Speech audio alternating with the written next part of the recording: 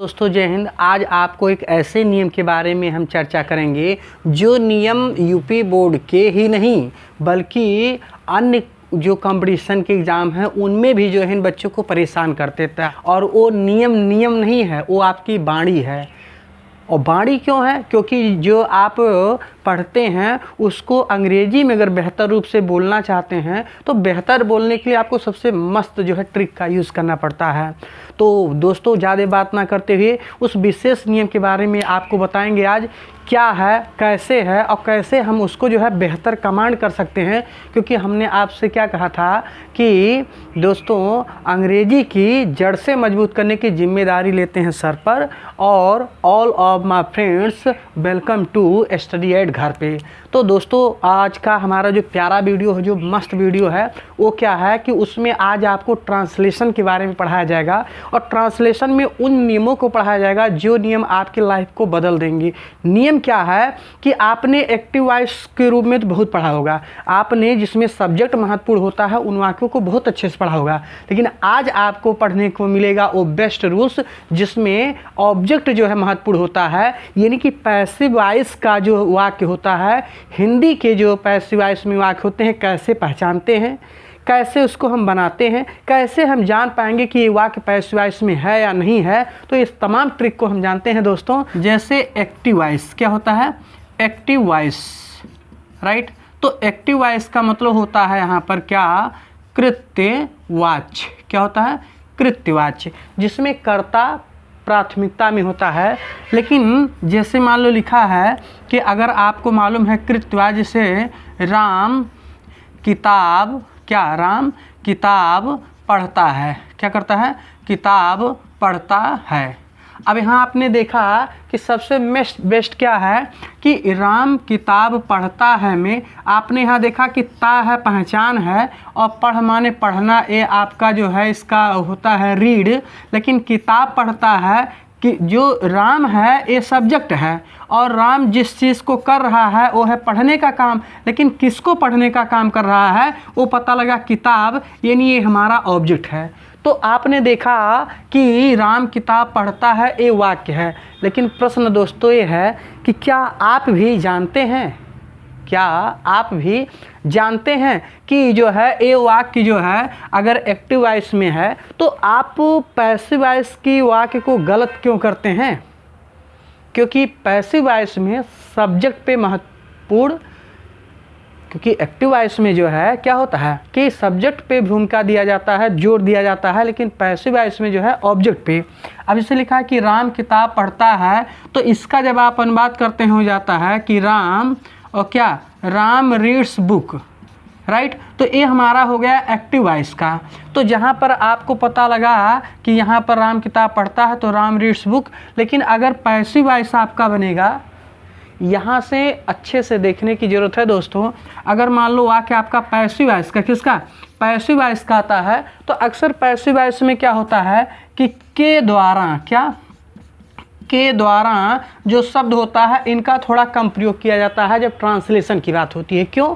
क्योंकि के द्वारा लगाने के बाद ज़्यादातर क्लियर हो जाता है कि बाई प्लस जो ऑब्जेक्ट है ये वास्तव में क्या है, ये यहाँ पैसिव वॉइस में कर्ता का रोल अदा करता है। और ज़्यादातर पैसिव वॉइस में आप दोस्तों देखेंगे क्या कि यहाँ पर बाई प्लस ऑब्जेक्ट के रूप में इसका प्रयोग नहीं किया जाता है। और यही खास बात है कि जब आप अनुवाद तो पढ़ते हैं लेकिन यहाँ पर आपको के द्वारा शब्द जो पैसिव वॉइस बनाता है देता नहीं है। तो देता क्या है? देता है कि किताब, क्या देता है? किताब पढ़ा जाता है। क्या वाक्य देता है? किताब पढ़ा जाता है। अब देखिए यहाँ पर किताब पे फोकस किया गया है, काम पे फोकस किया गया है, और जाता है यहाँ पर पहचान है। तो अब दोस्तों आपको 1 मिनट और लेंगे आपसे अच्छे से क्लियरिटी लाने के लिए। फिर आप देखेंगे एक ही वाक्य से हम बरहो टेंस में से जो एक्टिव वॉइस से पैसिव वॉइस बनते हैं उस पे हम लोग चर्चा। का वाक्य था तो पहचान मिलता था जो है क्या? जैसे पहचान आपको पता लगा कि ता है, ठीक।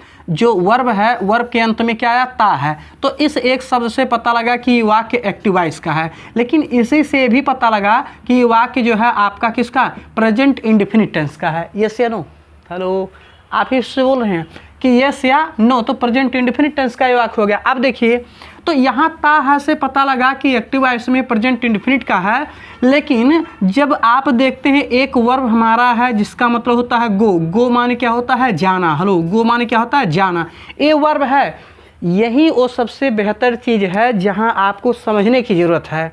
जहाँ आप समझ गए अच्छे से ना, तो अंग्रेजी आपकी जड़ से मजबूत हो जाएगी और बेहतर तरीके से आप सीख पाएंगे। यहाँ आपको क्या समझना है कि लिखा है गो मीन्स जाना।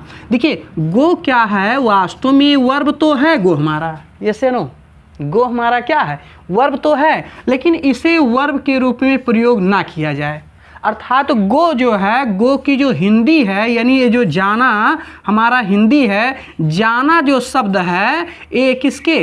वर्ब के रूप में ना यूज हो करके जाना शब्द जो है हमारा जब पहचान के रूप में, किसके? पहचान के रूप में। हेलो, कैसे? पहचान के रूप में, यानी गो जो हमारा है वो वर्ब के रूप में ना प्रयोग हो, बल्कि गो माने जाना होता है लेकिन वर्ब के रूप में ना प्रयोग होके ये एक पहचान के रूप में आए। और पहचान के रूप में आने का मतलब किसके? पहचान के रूप में। तो जब यहाँ गो मीन्स जाना और जाने की अंग्रेजी ना लगती हो, ऐसे कंडीशन में ये हमारा हो जाता है क्या? Passive voice. क्या होता है? पैसिव वॉइस का वाक्य कैसा हो जाता है? Passive voice, right. तो ये हमारा होता है पैसिव वॉइस का वाक्य। तो दोस्तों, ये कंसेप्ट जो है बहुत ही इजी है और बहुत आसानी से आपको आ सकता है। बस ज़रूरत है आपको ध्यान से देखने की, मुस्कुराने की, आगे बढ़ने की और पढ़ने की। अब क्या है कि तमाम ऐसे हैं, अब उसी में जो है अझुराए होंगे। उनका कहा है कि गो माने जाना, यही बस पकड़ के रखे रहेंगे, छोड़ेंगे नहीं। तो कभी कभी जो है आपको समझने की भी ज़रूरत है कि किसका क्या सेंस है। अब यहाँ आपको जब गो माने जाना होता है, लेकिन वर्ब के रूप में इसका प्रयोग नहीं हो रहा, बल्कि जाना शब्द किसके रूप में? पहचान के रूप में हो रहा। किसके? पैसिव वॉइस का। यानी कि जब वहाँ जाना शब्द आएगा तो जाना पैसिव वॉइस का पहचान होगा, ना कि यह कोई क्रिया होगा। जैसे यहाँ आपने देखा, क्या देखा कि किताब, क्या लिखा? किताब पढ़ाया जाता है। क्या लिखा है? किताब पढ़ाया जाता है, पढ़ा नहीं जाता है। क्या करते हैं? पढ़ाया जाता है। तो अब देखिए यहाँ लिखा किताब पढ़ाया जाता है, ता है जो लिखा है यहाँ पर। हेलो, थोड़ा दोस्तों ध्यान से देखिएगा। आपके इस एक प्रयास से, इस एक वीडियो से आपको आठों टेंस का जो पैसिव वॉइस बनता है ना, निश्चित रूप से आपको बेहतर तैयार करा देंगे। लेकिन आपको पूरे इंटेंशन, पूरे इरादा के साथ, पूरे लगन से लगातार लगे रहना होगा। अब यहाँ पर क्या बोला कि किताब पढ़ाया जाता है, तो यहाँ ता है, क्या बताया? ता है ये बताया कि प्रेजेंट इंडेफिनिट टेंस का वाक्य है, राइट। ये तो हुआ। लेकिन यहाँ जो जा शब्द लिखा है, जा माने जाना होता जरूर है, लेकिन यहाँ क्रिया का काम ही नहीं कर रहा है, बल्कि जाना शब्द जो है ये बताता है कि पैसिव, किसका? पैसिव वॉइस का वाक्य है। तो प्रेजेंट इंडेफिनिट का तो है ही, लेकिन ये जा शब्द जो है क्या है? जाना, यानी ये यहाँ पर जाना वर्ब के रूप में नहीं यूज, बल्कि ये कैसा? पैसिव वॉइस के कैसे? पहचान के रूप में ये जो है यूज हो रहा है। अब यहाँ आप देखिए क्या लिखा है? पढ़ाया, क्या लिखा है? पढ़ाया जाता है। तो क्या पढ़ाया? किताब। तो अब यहाँ पढ़ाया क्या है? ए मेन वर्ब है। क्या है? इसमें ए मेन वर्ब है। पढ़ाने की अंग्रेजी होती है टीच। क्या होता है? टीच। टीच हमारा क्या है? ए वर्ब का फर्स्ट फॉर्म है, राइट। लेकिन जब पैसिव वॉइस की बात आती है तो वहाँ पर क्या होता है कि कोई भी वाक्य, जैसे मान लो यहाँ पर किसका? पैसिव वॉइस के रूप में अगर काम कर रहा है, तो यहाँ पर आप देखें क्या लिखा है कि टीच। तो अब यहाँ पर पढ़ाना जो है क्या है? ए मेन वर्ब है। लिखा किताब पढ़ाया जाता है। तो फार्मूला क्या होता है कि सब्जेक्ट लिखेंगे, क्योंकि हम प्रेजेंट इंडेफिनिट की बात कर रहे हैं, तो यहाँ पर हम क्या? पैसिव वॉइस का हेल्पिंग वर्ब लिखते हैं, प्लस यहाँ वर्ब का थर्ड फॉर्म लिखते हैं। तो अक्सर दोस्तों आप देखेंगे कि सब्जेक्ट होगा, पैसिव वॉइस तो होगा, वर्ब का थर्ड फॉर्म जो है प्रयोग किया जाएगा। लेकिन यहाँ जा माने जाना शब्द केवल ये बताता है कि पैसिव वॉइस में वाक्य है, ना कि यहाँ गो का कोई रूप लगता है। तो यहाँ सब्जेक्ट पैसिव और ये जो मेन वर्ब है उसमें हम वर्ब का थर्ड फॉर्म लिखते हैं, क्योंकि अब यहाँ पर कोई और चीज़ नहीं बचता, इस नाते यहाँ पर फुल स्टॉप हो जाता है। अब क्या? किताब पढ़ाया जाता है। तो अब यहाँ पर आपको क्या है? कुछ खास नियमों को ध्यान रखना है। जैसे तो हम प्रेजेंट इंडेफिनिट की बात कर रहे हैं, किताब पढ़ाया जाता है, तो आपको पता लगा कि सब्जेक्ट कौन सा है? किताब। तो हो गया कि बुक। किताब।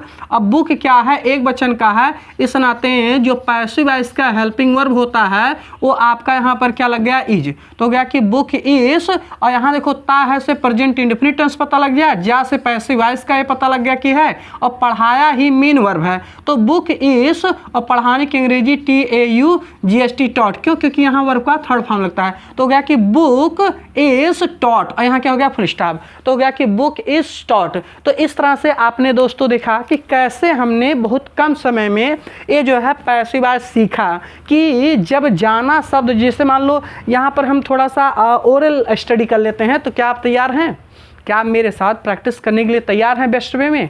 तो अगर हाँ तो आप थोड़ा ध्यान से सुनिएगा और अच्छे से वीडियो देखिएगा और एकदम पूरा काग चेष्टा को ध्यान देना, ठीक है।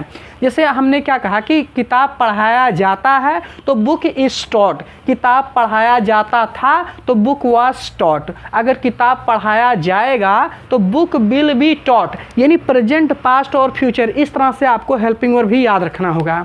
दूसरा, इसे किताब पढ़ाया जा रहा है तो book is being taught, book was being taught, चूँकि जो फ्यूचर कंटिन्यूअस टेंस होता है उसका नहीं बनता है। फिर आप प्रेजेंट परफेक्ट टेंस में अगर आते हैं तो क्या हो गया कि book has been taught, right, book had been taught, और क्या हो जाएगा कि book will have been taught. तो इस तरह से आपको पता लगा कि ये जो पैसिव वॉइस में आप हैं तो 8 के 8 टेंस का जो है पैसिव वॉइस अच्छे से बना सकते हैं। तो ये हमारा जो है पहला जो है ट्रांसलेशन का एक दूसरा ये वीडियो है जो आपको सबसे बेस्ट वे में पैसिव वॉइस बनाने के लिए अफर्मेटिव में बताया। अब देखिए इसके बाद जैसे मान लो लिखा है कि खाना, क्या लिखा है, खाना नहीं खाया गया। तो अब यहाँ देखिए दोस्तों क्या है कि थोड़ा ध्यान दीजिएगा, ये पास्ट इंडेफिनिट का निगेटिव सेंटेंस है। अभी अफर्मेटिव पे हमने प्रैक्टिस किया, ये हमारा क्या है, निगेटिव पे है। किस पे है, निगेटिव में है, राइट। तो इस वाक्य में, इस वीडियो में आपको अफर्मेटिव और निगेटिव मिलेगा। अगला वीडियो जो होगा वो आपको मिलेगा जो है इंट्रोगेटिव और इंट्रोगेटिव निगेटिव का। तो इस तरह से ट्रांसलेशन का जो है सीरीज चलता रहेगा, 2 दिन पे, 3 दिन पे या 4 दिन पे आता रहेगा। आप उसको पूरा प्यार दीजिए, देखिए। और आप लोगों हो तो हम यहाँ हैं, इस नाते फुल वीडियो देखिए, आप उसको जो है स्किप करके मत देखिए, क्योंकि जैसे अच्छे चैनल तभी बन सकते हैं जब अच्छे व्यूअर्स हों। तो इस नाते आप लोग अच्छे व्यूअर्स हैं तो आप ज़रूर ये ध्यान दीजिए। तो लिखा कि खाना नहीं खाया गया, तो आप देखो यहाँ पर लिखा है खाना, लिखा है नहीं खाया गया। तो यहाँ गया माने क्या, गया माने क्या, अगर पास्ट इंडेफिनिट टेंस की आप बात करो तो आ, ई, ए ये सब आता है तो पास्ट इंडेफिनिट टेंस है। तो यहाँ गया में, गया माने क्या, जाना। जाना क्या हो गया कि यही हमारा वर्ब यानी कि गो होता है, लेकिन यहाँ वर्ब का काम नहीं कर रहा है। क्यों, क्योंकि मेन वर्ब जो हमारा है वो क्या है, खाया। तो खाया का मतलब जो है इसी का हमें थर्ड फॉर्म लिखना है। और ये तो ये बताता है कि ये पहला तो बताता है कि पास्ट इंडेफिनिट का है, ये तो बताता है। दूसरा ये बताता है कि पास्ट इंडेफिनिट के साथ साथ ये पैसिव वॉइस का जो है पास्ट इंडेफिनिट टेंस में है। तीसरा ये बताता है कि इसका कोई हिंदी जो शब्द आएगा इसका कोई अंग्रेजी नहीं लिखना है, क्योंकि ये पैसिव वॉइस की तरफ डिनोट करता है। अब यहाँ लिखा है कि खाना नहीं खाया गया, तो क्या हो जाएगा कि फूड, राइट। तो फूड क्या है, एक वचन का है। तो हमें मालूम है कि अगर हमारा वाक्य प्रेजेंट इंडेफिनिट टेंस का हो तो इस RM पैसिव वॉइस लगता है हेल्पिंग वर्ब, राइट। अगर हमारा पास्ट इंडेफिनिट का है तो वाज वर लगता है। अगर फ्यूचर इंडेफिनिट का है तो विल, शैल प्लस बी लगता है। लेकिन इन तीनों में जो है वर्ब का थर्ड फॉर्म लगता है। वही अगर प्रेजेंट कंटिन्यूअस का है तो इस RM प्लस बीइंग लगता है। अगर आपका वाक्य किसका है, पास्ट कंटिन्यूअस का है तो वाज वर प्लस बीइंग लगता है, फ्यूचर कंटिन्यूअस का नहीं बनता। फिर आप प्रेजेंट परफेक्ट की बात करेंगे तो वहाँ पर हैज़, हैव, बीन लगता है third form, had been third form, और will, shall, have been third form लगता है। इस तरह से अगर वीडियो घुमा के आप कई बार देखेंगे तो निश्चित है आप चार्ट भी बना सकते हैं पैसिव वॉइस का और अच्छे से वाक्य भी बना सकते हैं। तो यहाँ पर हम देखते हैं क्या लिखा है कि फूड, क्या लिखा है, फूड। चूँकि खाया गया यानी पास्ट इंडेफिनिट है तो हो गया कि फूड वाज नॉट, क्यों, क्योंकि नहीं खाया गया तो फूड वाज नॉट। और खाने की अंग्रेजी मेन वर्ब ये लिखना है। खाने की अंग्रेजी क्या होता है, खाने की अंग्रेजी होती है ईट, और ईट का थर्ड फॉर्म क्या होता है जी, ईटन, राइट। तो गया कि फूड वाज नॉट, और ईट का थर्ड फॉर्म क्या हो जाएगा, ईटन। तो गया कि फूड वाज नॉट ईटन। तो इस तरह से वीडियो आपका पास्ट इंडेफिनिट में ही केवल दिक्कत था। अब जैसे मान लो यहाँ लिखा है कि भोजन नहीं खाया गया, लेकिन ये हो सकता है भोजन नहीं खाया जाता है, food is not eaten, food was not eaten. food will not be eaten, food is being eaten, food was being eaten, food will be eaten नहीं होगा। तो यहाँ निगेटिव अगर आप बना रहे हो तो क्या बोलेंगे कि food is not being eaten, food was not being eaten. इसी तरह से प्रेजेंट परफेक्ट में अगर आप आएंगे तो हो जाएगा कि food has not been eaten, और क्या हो जाएगा कि food had not been eaten, या फिर क्या हो जाएगा कि फूड विल या सेल जैसा भी रहेगा सब्जेक्ट को देखते हुए लगाएंगे तो food will not have been eaten. तो इस तरह से दोस्तों आपको पता लगा कि हम कैसे पैसिव वॉइस का बनाते हैं। तो इस वीडियो में आपको अफर्मेटिव और निगेटिव सेंटेंस का पैसिव वॉइस के वाक्यों का जो है अनुवाद करना आपको हमने सिखाया।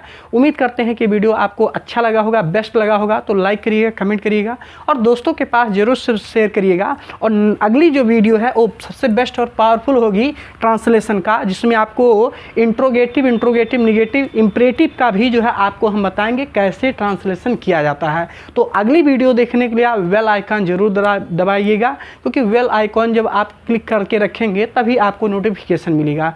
तो थैंक्स दोस्तों, जय हिंद।